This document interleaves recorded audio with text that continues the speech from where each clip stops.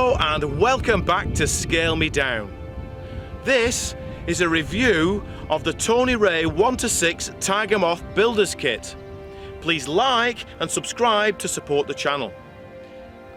This kit was sponsored by Model Shop Leeds, and I'll pop a link in the description below where you can get yours. Now let me show you why you should build one too. Let's start with the 100% accurate scale outline, and she looks every part the Tiger Moth, much better than most of her competitors. I'd also like to say how nice this model is to fly and just how light it is, but let's take a look why.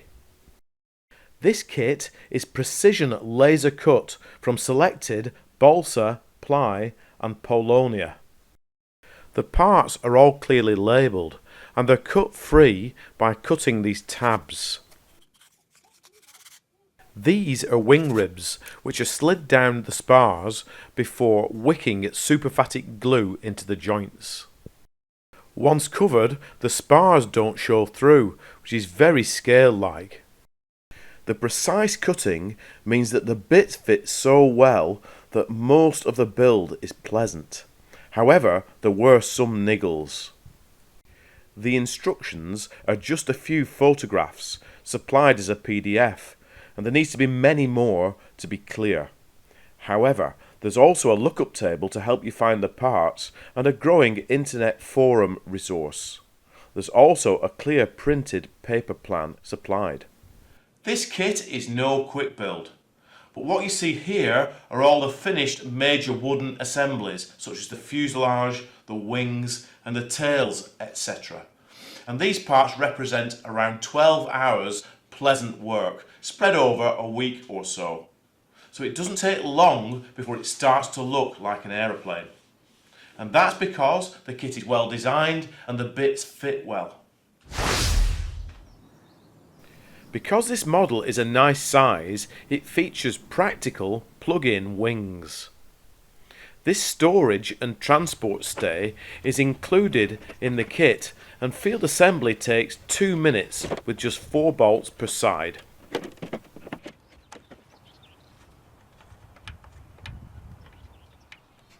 It's worth taking some time during construction to ensure the fit of these parts for a future hassle-free process. The model is easy to fly, viceless. It needs a trickle of power leaving on all the way to the ground. The landing gear is very scale-like. It will reward your perfect and not as perfect touchdowns. It's assembled from many metal parts and it has this spring action to it. The metal parts are twisted out of this laser cut aluminium sheet. And just look at how the hardware is supplied in this organiser box. And instead of using the supplied tailwheel, I fabricated this sprung-loaded scale-like skid from scrap. And it steers like the full size with the rudder. Next, let's take a look at the low-speed handling. Look how slow she will fly before she stalls, and that there's no wing drop. Much of this behaviour is due to straight, accurate construction. To achieve this, a jig is included to drill and assemble the parts to make the cabanes. I found the jig a little difficult to use though, so I drew and 3D printed these guides to ensure the correct alignment and incidence of the upper wings. I'll make them available to download from Thingiverse. I would also recommend using these guides whilst fitting the functional rigging, as it will be very easy to introduce unwanted twists to the wings. The rigging is fiddly to do at this scale, but at least it's fit and forget due to the plug-in wings. There's just enough cable supplied to do all the rigging, but for neatness I replaced the crimps for ones from my local fishing tackle shop. The second reason the stall is so benign is due to the correct centre of gravity placement. This is not correct in the instructions or on the plan. The correct centre of gravity placement should be 29 to 64 millimeters back from the leading edge of the lower wing at the root. The powertrain setup I chose provides plenty of power to cope with a British breeze and scale-like aerobatics. I went with a Surpass 3548 790 kV brushless motor, an FMS Predator 50 amp speed controller, Overlander 2700 mAh 4S Supersport 35C battery packs, and a Master Airscrew 11x7 electric propeller. The kit is designed for glow or electric power, and in fact a 52 4-stroke would fit with its mount directly on the mounting box. However, for an electric setup there's no provision made for securing the flight battery. So I redesigned entirely the battery box to secure the flight battery with Velcro and to mount the motor without needing any standoffs, and to make provision for mounting the speed controller. Battery access is provided through this convenient hatch on the lower fuselage just ahead of the landing gear.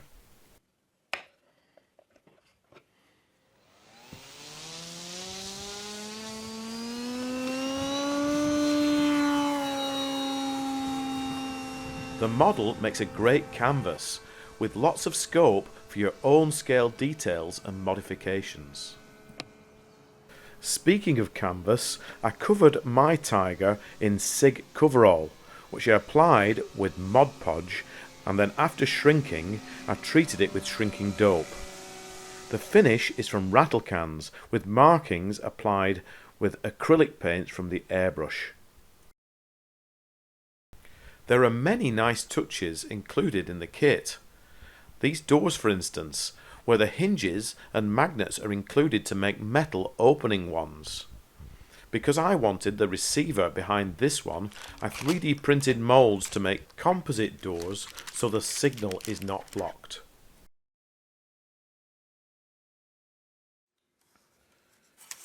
The kit includes parts for very scale instrument panels. Then there's an add-on kit available for further scale cockpit details. The advantage over ARTF here is that whilst you have access before covering, you can fit all of your radio gear and wiring neatly. I had to add one of our signature 3D printed pilots. I made just a few modifications, including adding a plied doubler to the lower fuselage where the landing gear fastens. I raised the tailplane seat up 6 mm and added these spin recovery strakes from scrap balsa. I made some dummy slats the same way as the cargo and cockpit doors were made. But the most significant modification I made was to convert the controls to a more scale-like pull-pull system of cables for the elevator and rudder.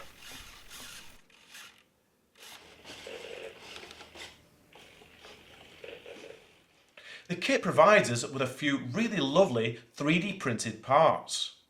They have no visible layer lines and they're quite strong, although a little bit brittle. They soften easily with a blast from the hot air gun to get them to fit properly. And then once I've done that, I've reinforced the inside of my cowling with 2 layers of 50 gram per square metre fiberglass cloth and epoxy resin. Due to customer feedback, the cowl is now protected in the box.